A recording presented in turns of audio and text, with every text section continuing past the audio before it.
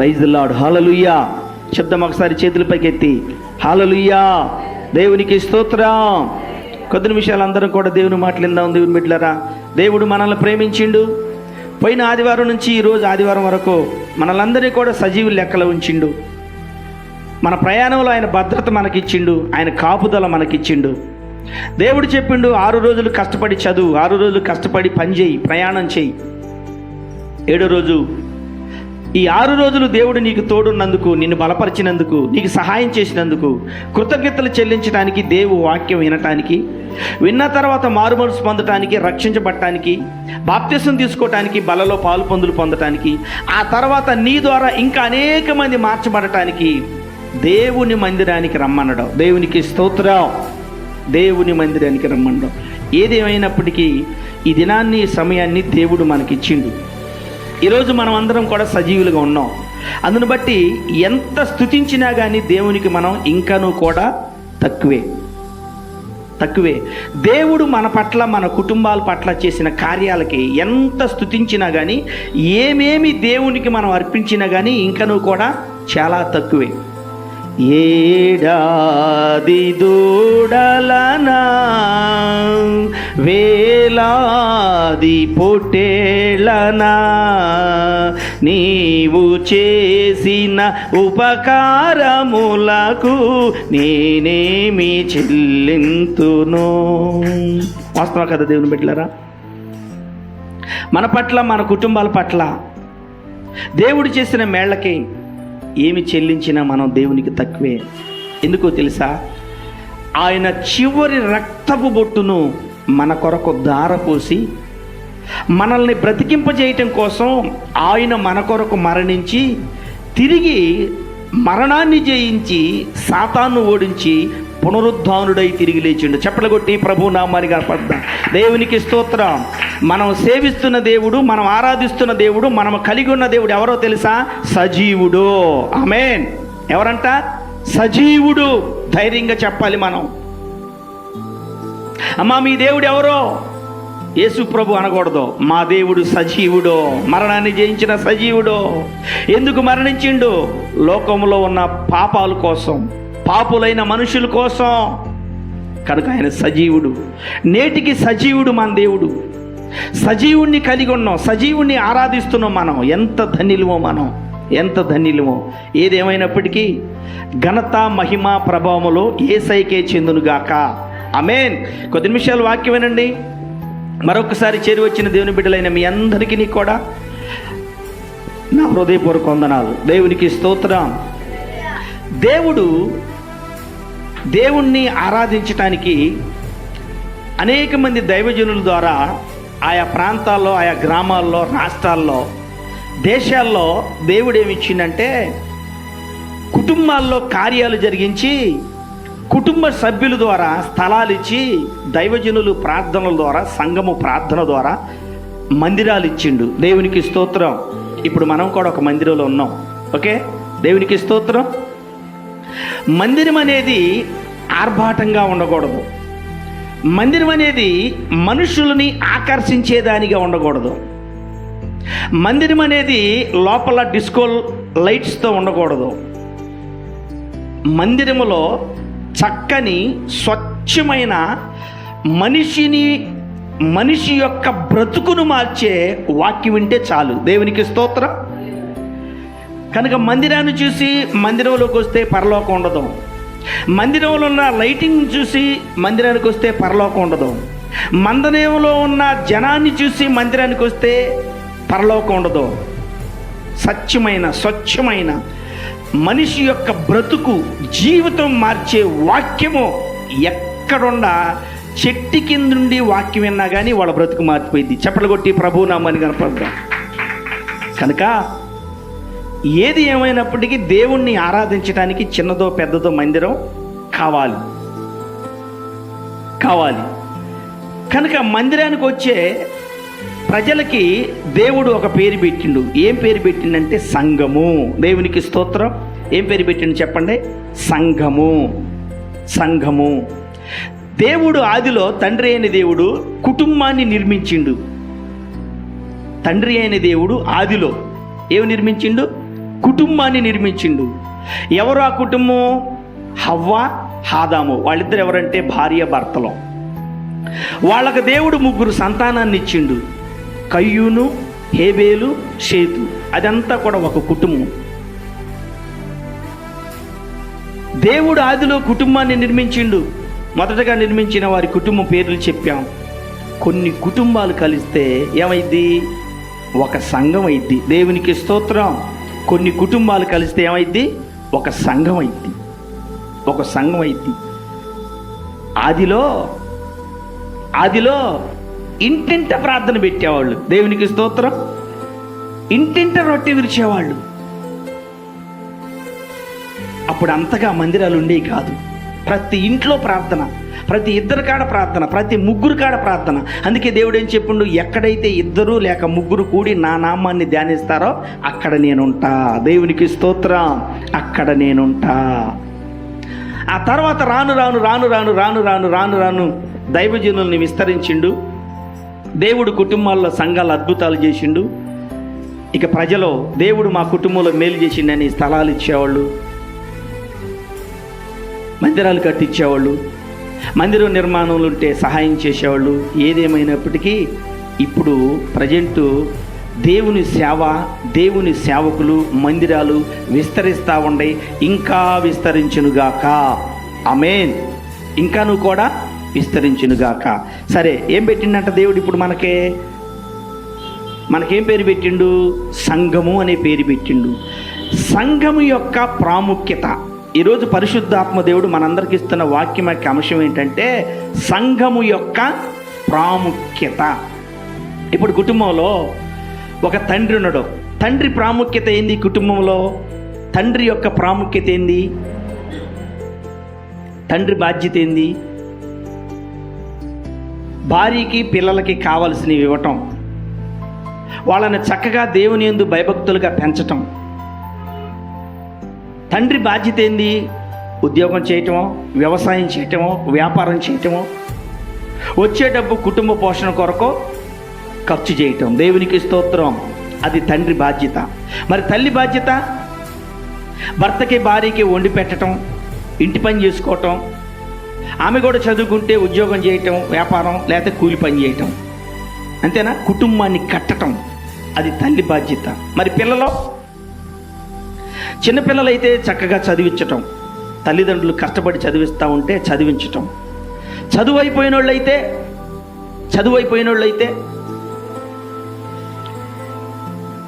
పని చేయటం. ఇంట్లో పని చేస్తావో, పొలంలో పని చేస్తావో, పట్టణంలో పని చేస్తావో, ఏదైనా ఖాళీగా ఉండకూడదు. దేవునికి స్తోత్రం. ఖాళీగా ఉండకూడదు. ఖాళీగా ఉంటే ఏమైపోతారంటే సోమరిపోతులు అయిపోతారు. సోమరిపోతులైతే ఏమవుతారంటే తిండిపోతులు అయిపోతారు. తిండిపోతులైన తర్వాత ఏమవుతారంటే నిద్రపోతులు అయిపోతారు. చూడండి ఎన్ని ప్రమాదాలు. అందుకని చిన్నపిల్లలు చక్కగా చదువుకుంటూ ఉంటారు. 10వ తరగతి తప్పినా పాస్ అయినా మానుకుంటారు. ఇంటర్ తప్పినా ఫెయిల్ అయినా పాస్ అయినా మానుకుంటారు. డిగ్రీ ఫెయిల్ అయినా పాస్ అయినా మానుకుంటాడు. వీళ్ళందరూ ఏం చేయాలంటే, వీళ్ళందరూ చదువు అవ్వలేదని కొంతమంది, కుటుంబంలో చదివించలేక పై చదువులు ఆర్థిక ఇబ్బందులుగా ఉండి కొంతమంది, చెడు సావాసాలు బట్టి మధ్యలో చదువు అయిపోయి కొంతమంది, ఈ విధంగా రకరకాలుగా ఉంటారు. ఏది ఏమైనప్పటికీ చాలామంది కుటుంబాల్లో యవనస్తులు ఉంటారు. వీళ్ళు ఖాళీగా ఉండకుండా ఏం చేయాలంటే పని చేయాలి. దేవునికి స్తోత్రం. దొంగతనం చేయకుండా, అబద్ధం ఆడకుండా, ఇంకొక పని చేయకుండా ఈ పని చేసినా తప్పు లేదు. దేవునికి స్తోత్రం. డబ్బు ఖర్చు పెట్టడానికి, తండ్రికి తల్లికి సపోర్ట్గా ఉండటానికి ఏ పని చేసినా తప్పు. కొన్ని పనులు చేస్తుంటే మనల్ని ఎనికి లాగేవాళ్ళు ఉంటారు ఆపటానికి. అయినా మనం పట్టించుకోకూడదు, వాళ్ళ మాట వినకూడదు. మనకు తెలుసు మన కుటుంబ పరిస్థితి. వెనకలాగే వాళ్ళకి ఏం తెలుసు? అంతేనా? వెనకలాగే వాళ్ళకి ఏం తెలుసు? కనుక యవన బిడ్డలు ఏం చేయాలంటే ఖాళీగా ఉండకూడదు, ఏదో ఒక పని చేయాలి. సిగ్గుపడకూడదు. మొదట 100 రూపాయల పనికైనా పోవాలి, మొదట 5,000 రూపాయల ఉద్యోగానికైనా పోవాలి. పని నువ్వు నేర్చుకుంటే దేవుడు శాలరీని పెంచుతారు. ఉద్యోగంలో నీకు సీనియారిటీ ఉంటే జీతాన్ని పెంచుతారు యజమానులు. దేవునికి స్తోత్రం కదా. లోక జ్ఞానం తెలిసిద్ది. ఇంట్లో ఉంటే ఏం తెలిసిద్ది? ఏమీ తెలియదు. ఏమీ తెలియదు. కనుక దేవుడు సంఘము యొక్క ప్రాముఖ్యత, సంఘాన్ని దేవుడు ఏం చేసిందంటే సంఘము ప్రాముఖ్యమైన సంఘం అని దేవుడు పేరు పెట్టిండు. దేవునికి స్తోత్రం. మనం ఇట్లా ఉండమా? సంఘం ఎలాంటిదో తెలుసా? ప్రాముఖ్యమైనదంట. ఒకసారి సంఘాన్ని మిమ్మల్ని బట్టి నన్ను బట్టి చప్పలు కొట్టి ప్రభు నామాన్ని కనపడదామా? దేవునికి స్తోత్రం. సంఘం ఎలాంటిదంటే మీరు అనుకోవచ్చు, ఇలా ఆదివారం కదా ప్రార్థనకు వచ్చిన వాళ్ళు అనుకోవచ్చు, బుధవారం కదా ప్రార్థనకు వచ్చిన అనుకోవచ్చు, స్త్రీలు ఫాస్టింగ్ ప్రేయర్ ఫ్రైడే కదా ప్రార్థనకు వచ్చిన అనుకోవచ్చు. సంఘము ఎలాంటిదంటే ప్రాముఖ్యమైనది. దేవునికి స్తోత్రం. సంఘము ప్రాముఖ్యమైనది. మనం ఇంట్లో వాడే వస్తువుల్లో ఏది ప్రాముఖ్యం కలిగింది మీరు చెప్పండి ఒకసారి. మన ఇంట్లో మనం వాడే వస్తువుల్లో ఏది ప్రాముఖ్యమైనది? ఉప్పు ప్రాముఖ్యమైనది. దేనికి?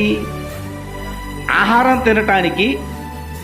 ఆహారం తినకపోతే మనిషి నీరసగిల్లిపోతాడు గనక, సొమ్మగిల్లిపోతాడు గనక మనం వాడే వస్తువుల్లో ప్రాముఖ్యమైనది ఏంటంటే ఉప్పు.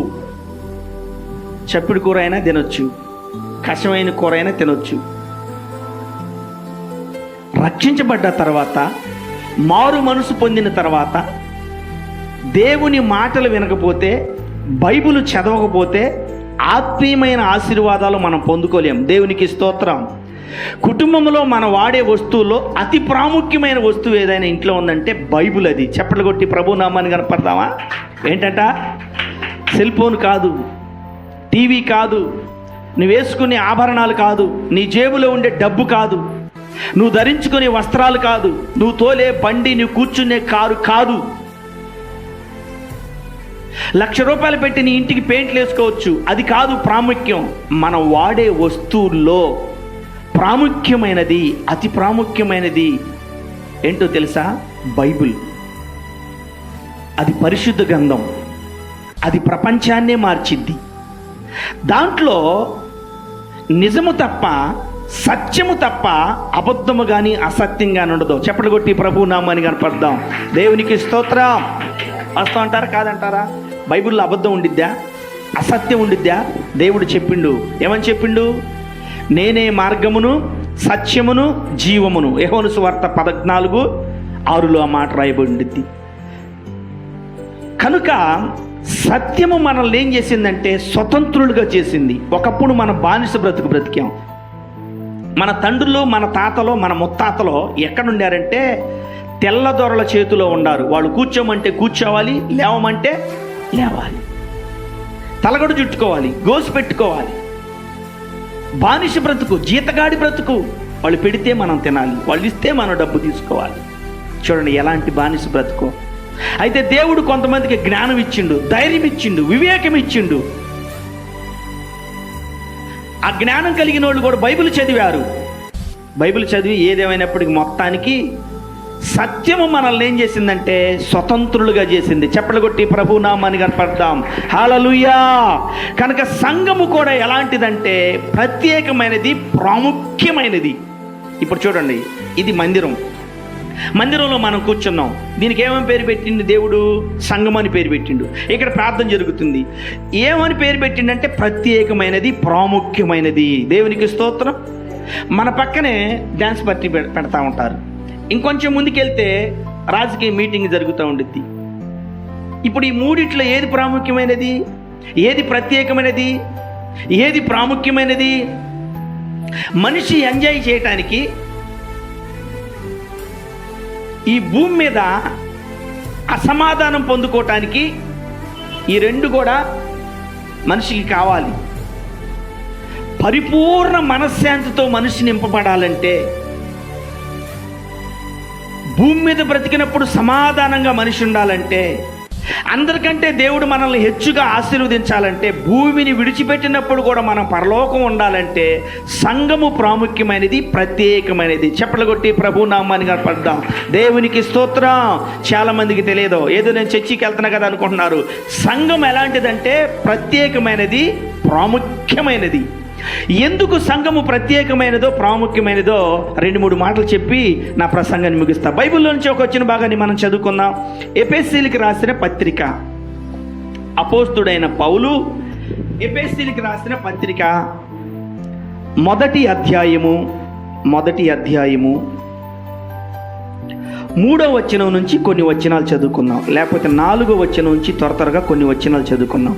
అపోస్తుడైన పౌలు ఎఫెసీయులకు రాసిన పత్రిక 1వ అధ్యాయము 4వ వచనం నుంచి, ఎట్లనగా తన ప్రియుని యందు తాను ఉచితముగా మనకు అనుగ్రహించిన తన కృప మహిమకు కీర్తి కలుగునట్లు తన చిత్త ప్రకారమైన దయా సంకల్పము చొప్పున యేసుక్రీస్తు ద్వారా తనకు కుమారునిగా స్వీకరించుటకై మనలను ముందుగా తన కోసము నిర్ణయించుకొని మనము తన ఎదుట పరిశుద్ధులమును నిర్దోషములనై ఉండవలెనని జగత్తు పునాది వేయబడక మునిపే ప్రేమ చేత ఆయన క్రీస్తులో మనలను ఏర్పరచుకొనెను. ఒకసారి చప్పట్లు కొట్టి ప్రభు నామాన్ని గర్పర్దాం. దేవునికి స్తోత్రం, హల్లెలూయా. సంఘము ప్రాముఖ్యమైనది ఎందుకు?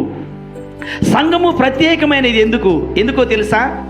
ఆయన కుమారులుగా మనం ఉండటానికి, ఆయన కుమార్తెలుగా మనం ఉండటానికి దేవుడంట మనల్ని ముందుగానే ఎన్నుకున్నాడంట. హల్లెలూయా. ఎప్పుడు ఎన్నుకున్నాడో ముందుగానే. ముందెళ్ళిన వాళ్ళకి ముందు బహుమతి ఉండిద్దా, వెనకెళ్ళిన వాళ్ళకి ఫస్ట్ బహుమతి ఉండిద్దా? మొదట వెళ్ళిన వాళ్ళకి మొదటి బహుమతి, సెకండ్ వెళ్ళిన వాళ్ళకి సెకండ్ బహుమతి, థర్డ్ వెళ్ళిన వాళ్ళకి థర్డ్ బహుమతి. మరి దేవుడు ఆయన కుమారులుగా ఉండటానికి, ఆయన కుమార్తెలుగా ఉండటానికి మనల్ని ఎప్పుడు ఎన్నుకున్నాడో? ముందుగానే ఎన్నుకున్నాడో. హల్లెలూయా. అంటే దేవుడు నిన్ను నన్ను ఎక్కడ పెట్టిండు తెలుసా? ముందు వరుసలో పెట్టిండు. నీ చుట్టూ ఉండేవాళ్ళు నిన్ను ఎక్కడ పెట్టాలనుకుంటారో తెలుసా? వెనక వరుసలో పెట్టాలనుకుంటారు. ఎవరికి ప్రాముఖ్యత ఇస్తావు నువ్వు? నిన్ను వెనక పక్క ఉంచాలనుకునే వాళ్ళకి ప్రాముఖ్యత ఇస్తావా? నిన్ను అందరికంటే ముందు పెట్టాలనుకున్న వాళ్ళకి నువ్వు ప్రాముఖ్యత ఇస్తావా? వెనక పక్క నిన్ను ఉండాలనుకునేది మనుషులు, అందరికంటే నిన్ను ముందు పెట్టేది ఎవరంటే దేవుడు. అందుకని మనం దేవునికి ప్రాముఖ్యత ఇచ్చేదుముగాక. ఆమేన్.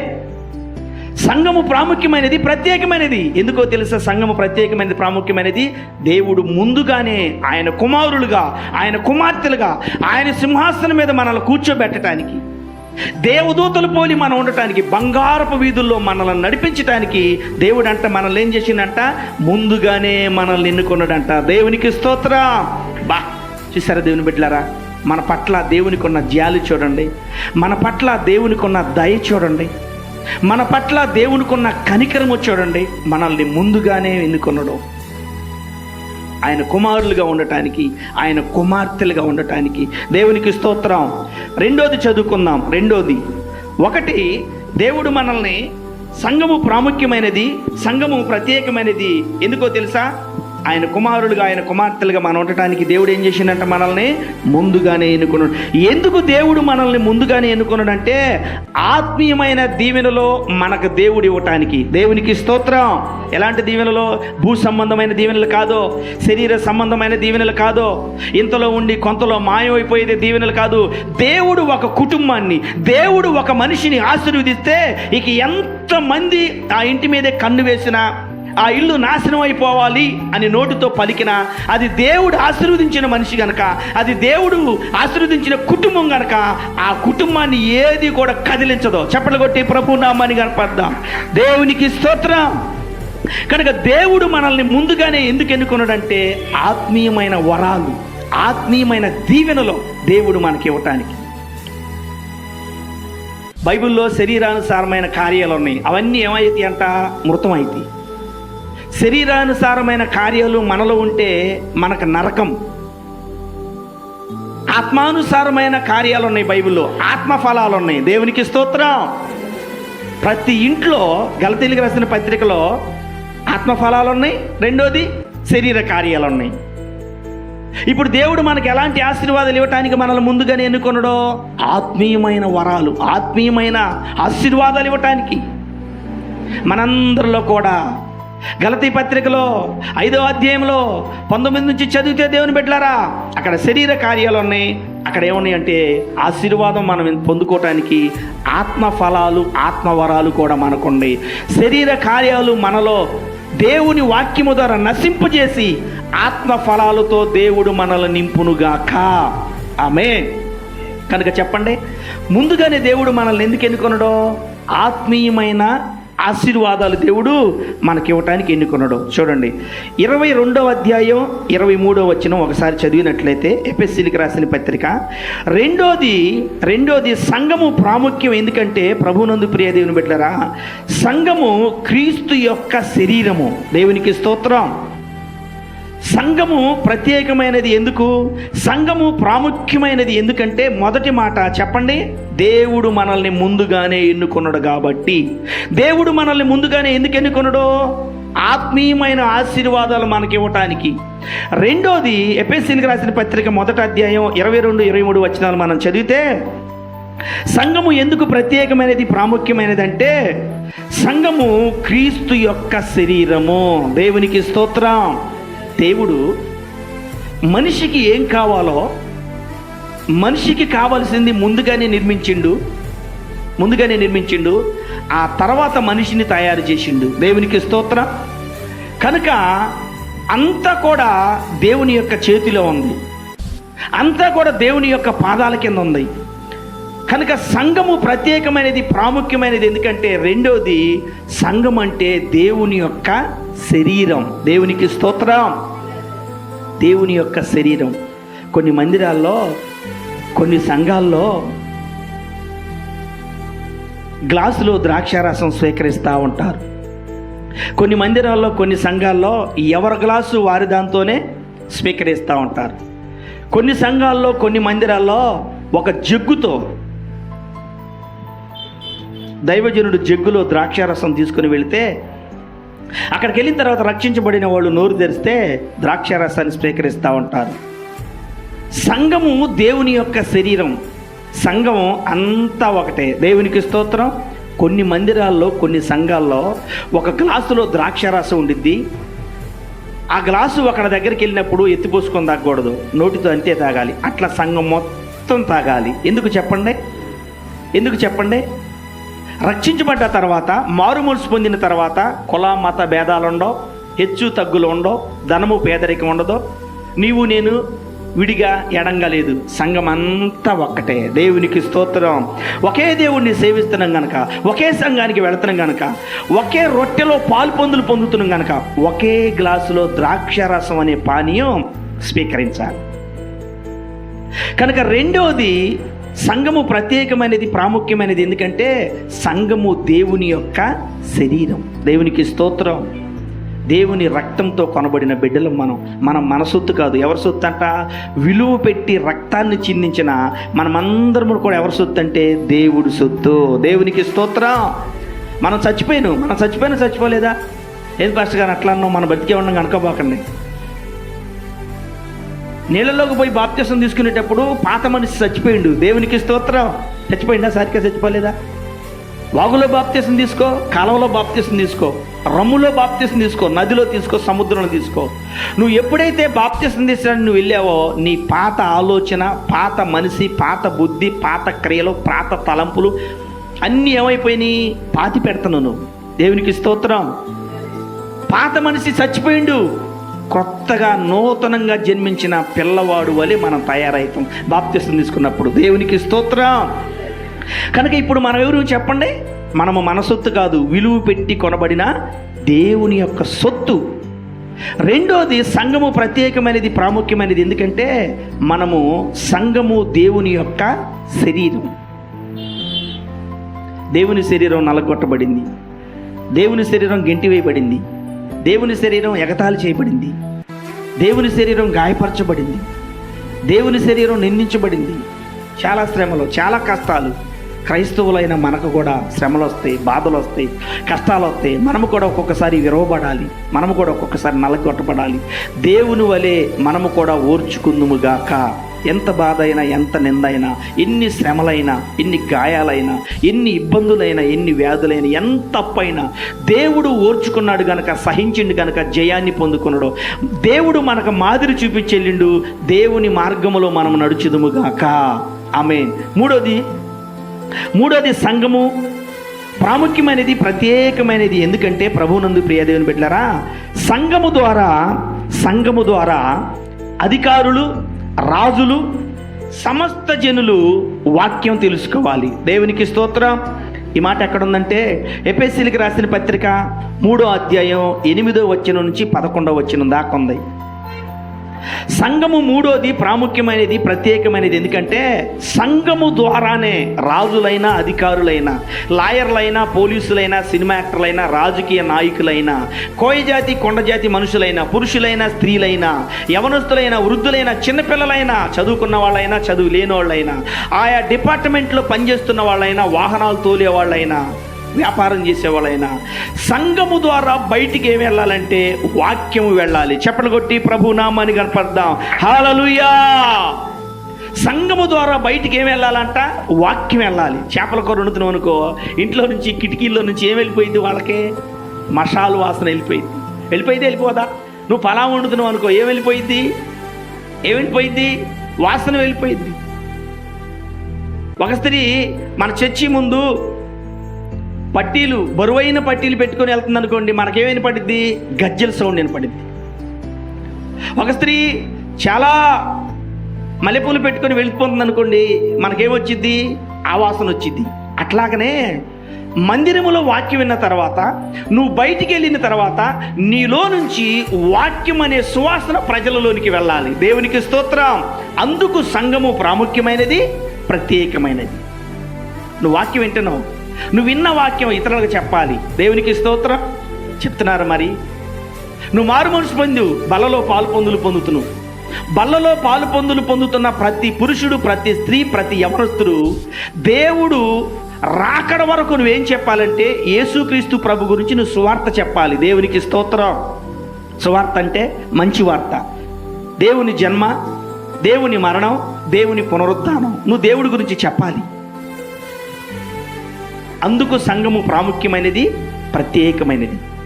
బైబిల్లో లూదియా అని ఒక స్త్రీ ఉంది. అపోస్తుల కార్యములు 16వ అధ్యాయంలో ఉంటుంది. ఎవరు ఆమె పేరు చెప్పండి? లూదియా. అమ్మ స్త్రీలారా, తల్లులారా, జాగ్రత్తగా వినండి. నువ్వు మందిరానికి వస్తున్నావు, బాగానే ఉంది. బలలో పాలు పొందుతున్నావు, బాగానే ఉంది. మందిరంలో ఉన్న వాక్యం ఇంటికి వెళ్ళిన తర్వాత ఆ రోజు ఆ పూట ఎవరైతే నీ ఇంట్లో నుంచి మందిరానికి రాలేదో వాళ్ళకి వెంటనే వాక్యం చెప్పాలి. నీ ఫ్రెండ్స్ ఎవరైతే ఉంటారో, నీ స్నేహితులు ఎవరైతే ఉంటారో, నీ బంధువులు ఎవరైతే ఉంటారో, ఇక్కడ ఇన్న వాక్యం నువ్వు వెంటనే ఇక్కడ విడిచిపెట్టకూడదు. ఇక్కడ ఇన్న వాక్యం వెంటనే నువ్వు మర్చిపోకూడదు. ఇంటికి వెళ్ళిన తర్వాత నువ్వేం చెప్పాలి? వెంటనే వాక్యం చెప్పాలి. Praise the Lord. ఒక షాప్కి వెళ్ళి వస్తావు, అక్కడ చీర తెచ్చుకున్నావు, బాగుంది. ఇంటికి వచ్చి నీ బంధువులకి, నీ స్నేహితులకి, నీ ఆడబిడ్డలకి, నీ వదిలకు చెప్పకుండా ఉంటావా? నీ ఫ్రెండ్కి సామాను కూడా ఇంట్లో పెట్టావు, కాళ్ళు కూడా కడుక్కోవు, తిరిగి అన్నం కూడా తినో, పోయి వెంటనే చెబుతూ పలానా షాపులో చీరలు ఉన్నాయి, బాగున్నాయి, పలానా కొట్లో బంగారం బాగుంది. ఇక లోకస్తులు అనుకో, నేను ఇప్పుడే పట్టణం వెళ్ళి వచ్చా, టౌన్ వెళ్ళి వచ్చా, పలానా సినిమా చూసా, బాగుంది.